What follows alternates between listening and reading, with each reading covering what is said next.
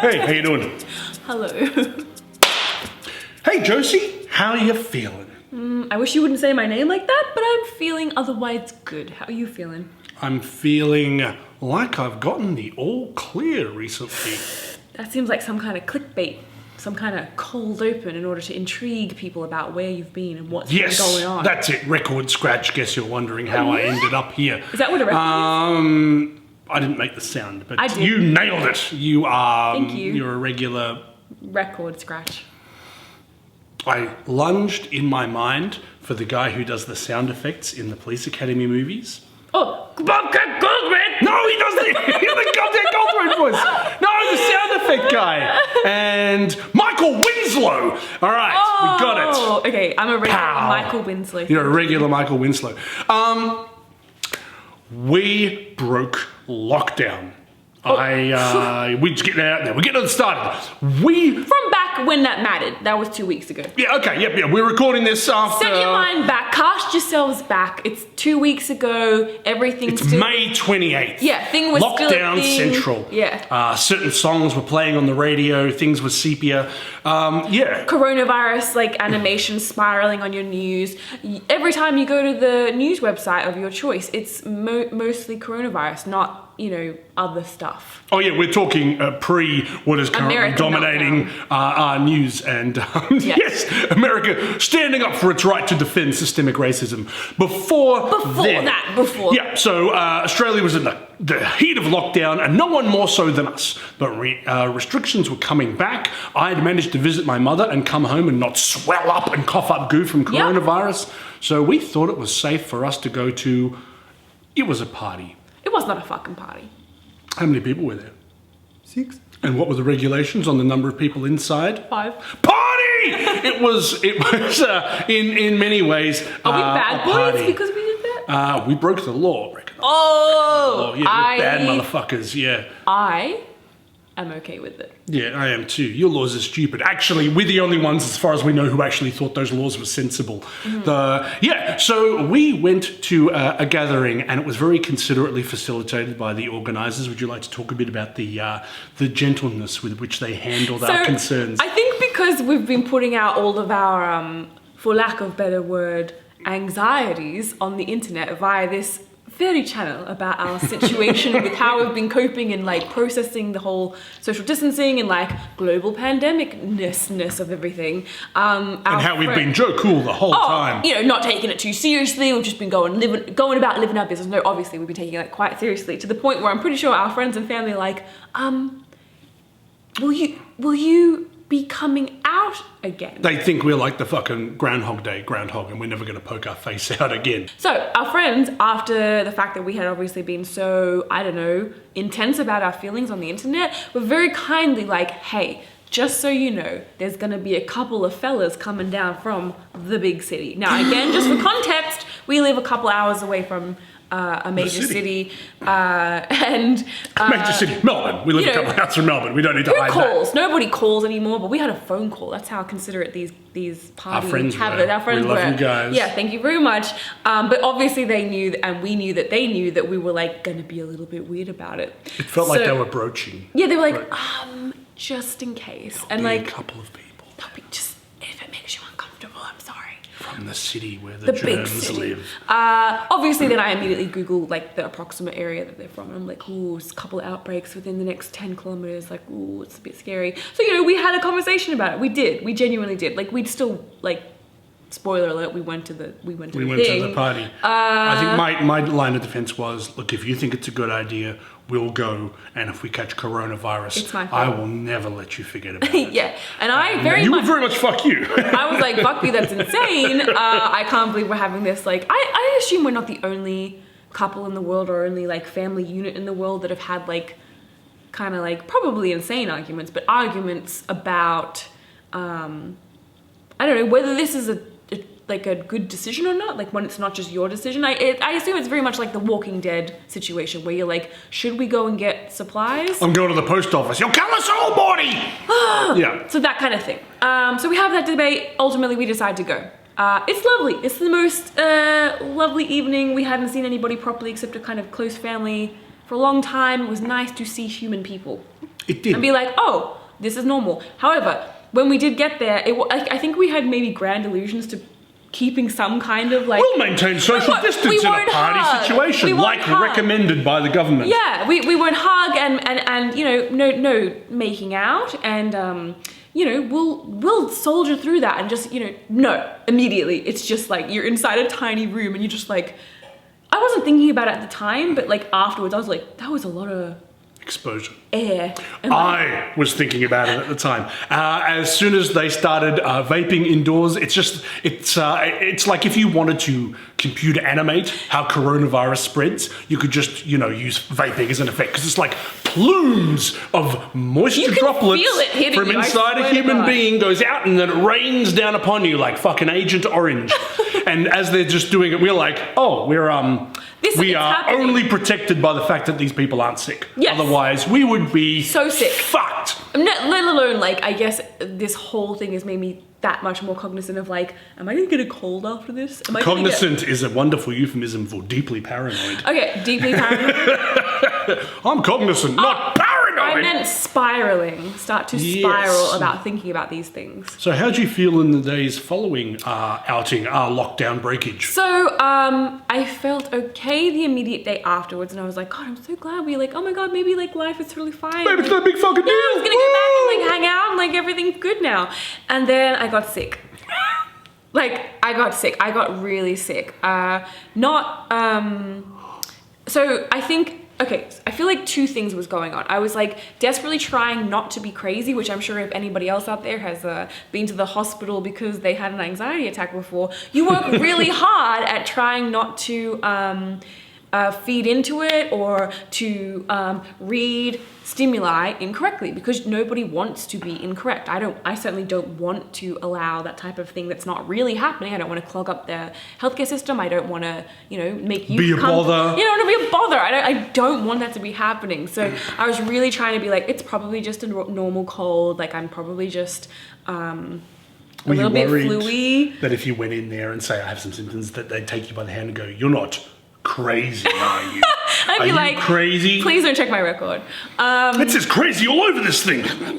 It's hella disconcerting to be a little bit crazy. Again, we try not to use the C word in this house because of the craziness, but fucked up. Fucked in the head. It's hella anxiety inducing to be a little bit fucked up. So you got sicker and sicker as the days really went did, on. and like I felt fabulous the whole time. Okay, so you were like, well, I am a little fatigued. I just thought that was drug use, Your Honor. But yeah, I did feel a little bit run down. I just assumed it was, you know, the crushing misery of being 41 and trapped in lockdown and unable to share this magnificent physique with people in the world. I thought we were having a nice time. We're still having a nice time. So we both get sicker and sicker and sicker, and I think it must have been we passed. For some reason in my head I had like the 5-day window, kind of like, okay, that's when you'd know for sure, because that's the 5-day asymptomatic window. Yeah. Yes. And obviously, like, I was conscious that I had already started to feel sick maybe by the 3rd or 4th day, and so I was like, well, that's kind of irregular. That's it, we're dead now. Not so much of a thing. And basically just worked really hard at not spiraling, although obviously technically did spiral just a smidge. We didn't call an ambulance. Absolutely not. It's a victory. Yeah, but did progressively get kind of sore throat. My taste was all fucked up to the point where I think it was on the Thursday that I was like, look, I called the hotline just to be like, hey, here's my symptoms. I was thinking that they were just gonna be like, yeah, look, love, it's, you know, fucking May 28th. There's nothing, it's not a thing anymore. Don't even worry about it. But she was like, yes, best come in. So I was like, okay, well, also I live with my partner, like, because you were like, I don't want to drag me into it, didn't you? They were like, okay, he best come in for a test as well. So we book in for the next day, late in the afternoon, because nobody wants to get up to do that. And we go over to like the town over, and we go for the test. There was no one else there. Like, if you dude, there was that one old cunt who was like, is this where I get my meds? I don't know what he was after. We like turned up and there's no one there but a nurse who's like in full hazmat and stuff. It was pretty cool to be like, to see how seriously they were taking it. Yeah, true. I think this is the thing. like they were certainly taking precautions on their own health. Like, it's all the lines, so you have to stand on a spot so you don't bunch up with each other. And like a nervous guy like opens the door to let you in. He's like, come What are you doing here? Oh, we're for the test. We're crazy. We definitely don't have it, but we would like to know for sure, please. Yeah, he gives you a mask that is immediately too small for my colossal Bitch, face. he's broke immediately. I told you my face was too big for normal masks. You like walking in and you're like, but the and it falls off your face. Just falls off. You're like, my mask.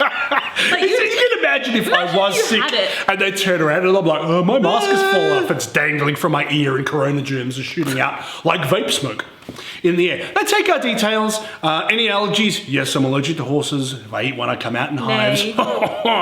And then it's time to go in for the test itself. But while we're lining up, some old guy... Don't forget. Oh, you go your bit, but I also have a bit. All right, well, you don't forget then. While we're lining up, some old guy just walks in. And, he looked like the old man from Up, and it just immediately makes me He's like, oh, is this the corona test? And the nurse is like, would you like to get tested? He's like, no, I'm just wondering what you could do for me. I don't know whether he was hoping that he could go down to the corona center and pick up like a corona force field or something like that. But like, we're not selling the Pete Evans bullshit machine. I think he was looking for friendship. Don't you think? It turns out coronavirus was the friendship that brought us all together all along. Because of the spikes. We had nothing to do with him because we didn't know if he was sick or not and didn't want to inadvertently kill him. No. So we go into the room where it's the place. Oh no! What's your thing? I have to remember. So, Let's. So after you do like the little triage bit with the nurse. She shoots the gun that measures your temperature, which is, I feel, a little aggressive given the way gun violence is going. We take your temperature. Bang! Yeah, bang, bang, bang, bang. You know that she feels like a badass. Anyway, I was like, she didn't tell us actively, like you went first, she didn't tell us actively what our temperatures were. And I'm like, is our temperatures normal? Because I would like to know. And she's this is a test we can win? Yeah, she's like, oh yeah, sweetheart, they're normal. And then as I'm walking away, she's like, it would be so exciting if someone came in with like a 38 or a 39 temperature. And I'm like, what? I think that's probably a calming thing to know that they are so starved of people with genuine disease that she's like, I wish someone had corona. I wish zombies were trying to get in here, liven this party up a bit. So then we're waiting in the line, and obviously I made a point. We were the line. We were the line, but we were also surrounded by the most beautiful calypso art. It was just like a tropical paradise a little bit, wasn't it? Like it was so weird, but no light, but all pictures of like the beach. It was very calming. Except the fact that then after that you go through these weird double doors. Don't touch nothing. You're wearing a weird fucking little mask. Like I'm in like full museum mode. My hands are behind my back. Any kind of schnoz, it is like an issue to wear those masks because it just kind of pushes the tip of your nose down in a way that's quite like, I don't know, it's uncomfortable. Don't know. I have a big head and at least 80% of it is face. So that mask never had over covering me up. No. I broke 3 before I got tested. You're just like, so then we get in the room and there's like a full-on hazmat doctor in there. Yes. And she's like, let me tell you how this is going to It's going to be unpleasant, she told us. She wasn't fucking kidding. No, but like, she was like, okay, so she kind of explained the whole deal and like, she was like, who wants to go first? I know what it was like for me to experience the test, but do you want to describe what it was like to watch me getting the test? Lady comes in, it's like a cotton bud, but a big fat bud on a long stick. And she's come at you, and it's sort of like, this is the profile of the face, and it sort of enters and then just keeps going because all these pipes go back way far. Further than you think. And Josie, with such dignity, was as it entered her face, it was like, oh my god, oh my god, and sort of I couldn't believe it enters your skull, and then you didn't like it, and went and disimpaled you. It was like yellow. What was the yellow stuff? There's the shit that lives behind your eyes. Do you know that there's yellow up inside you? Whole bunch. Yeah, you weren't cool with it, and so she's like, oh, well, look, I'll do the other nostril. I'm like, okay, ma'am. It enters your face, and you're like, until you just snatched the nurse's hand and pulled it back out of your face, and she's like, I think I got enough for a test. And I'm like, I'm so sorry. That was a biological a reaction. I'm so sorry. If they'd got mandatory sentencing in, they could have just slapped you in the paddy wagon for touching her. I cannot believe that they do that without restraining your arms. Like, I cannot be the only one who tried to slap her away just like naturally, because if someone's like touching the back of your brain, this is not a reason not to get tested. 100% get tested if you think you've got any symptoms, but I cannot believe they just like shove a sword up into the back of your head and they don't even try to restrain your arms. There must, like, how are there not more scum cunts going, get fucked? And Well, probably ain't no one getting tested. However, so you I don't know that I'd want to just watched strike the that. person holding a stick inside my skull. It was. I honestly, it wasn't like a rational thing. It was more just like my body defended itself and was like, get out. No. So I like, grabbed her wrist. But yeah, so you watched that and then you had to have it, and you were like, oh. I don't know. My artistic practice has seen me very frequently look at something incredibly unpleasant and then have No, to do bitch, it that's myself. not what happened. You were like, oh no. You were like, oh no, no, no. And then it certainly wasn't a patch on being like suspended by hooks or anything like that. But it did look not cool. And also, I'm not a fan of putting stuff up my nose. Qualify. Solid objects up my nose. Dicks up my nose. Look, stretch this bad boy over there. This one was really unpleasant. It felt like it scraped something in there, and as soon as it came out, it was just watery eye and sneezing. This one wasn't too bad. I'd have this tested again if I had my druthers. in a heartbeat. Bring it on. I'll take one home and just in the car. Maybe one in the front and one in the back, like double. Yeah, that's it. Yeah, both ends. Spit roast me with the corona tests. What about double D? Like up here? Take one down the eye of my dick. Tell me what my balls have got going on. So it was pretty unpleasant. Yeah. And we retired to the car, and then we went home, and then we played the waiting game till we got the anxious test results. Yeah. And before the test results arrived, did you think, like, how much did you think it was going to say you got the coronas? No, not very much. I think it was more, I went because the lady on the phone was like, you probably should get tested. I went because I thought, good to just know. I kind of went because I was like, best, I would like to see what this is like a little bit as What's well. the big fucking deal? Yeah, and she was so insistent on the phone when I called the hotline. And I was They like, paid for the tests. I They might as well have it done. like slightly less sick by that point. But no, I guess it was up in the air. Like, I didn't know. It probably felt like a 10% shot. Very unlikely. And then what did you think? You didn't? Oh, I thought we were going to have it, and I'd already prepared our suicide pact. Yeah, I was going to strangle you in my sleep, and then I was going to set fire to my own head and just run at my weights bench. Can I just say, I feel like a suicide pact is an agreement we make together. That is not a pact. That is just you I killing took your care family. of it for both of us. That's just you killing your family. And like a look, real you're man. splitting hairs. But then I got the text, and so I put away the carbon monoxide, and I just thought, oh, well, let's go. Hey, it's okay It all because just I worked out. invested as an anxious person in a carbon monoxide monitor. I took the batteries out and put them in my Batmobile. So, we don't have coronavirus. In the wake of that news, do you feel more or less confident about us reintegrating into broader society? It's a good question, and I have thought a fair bit about it. I was really hoping that going to that party and would basically, I don't know why I thought, but I'd just inoculate myself from being a weird cunt about this. But in the wake of it getting sick and then getting tested, did it make it better or worse? Are you more or less shy about that? I think I'm better, and I definitely, I guess I feel more prepared to see people, but I'm still not very certain about going to like big ain't seen them. crowds. For example, there's a protest this weekend about systemic racism, and we are not attending. Not because we don't believe that systemic racism exists. It's real, unlike 5G causing autism. But I still think the capacity for infection is too high to take the risk. I don't know that we'd be rushing back to the gym, partly because home workouts rock, but also it feels kind of like exposure. And every time you see a pube on the bench in the washroom, you're just like, I will never come back here. Actually, that was me. Just being tossed in my junk. But that's in the women's. I don't see things in terms of gender. But what I would like to do is slowly start socializing a bit more. No, don't ask my permission on camera because I'll be like, no. Are you cool with that, baby? We'll be seeing you all real soon, or never.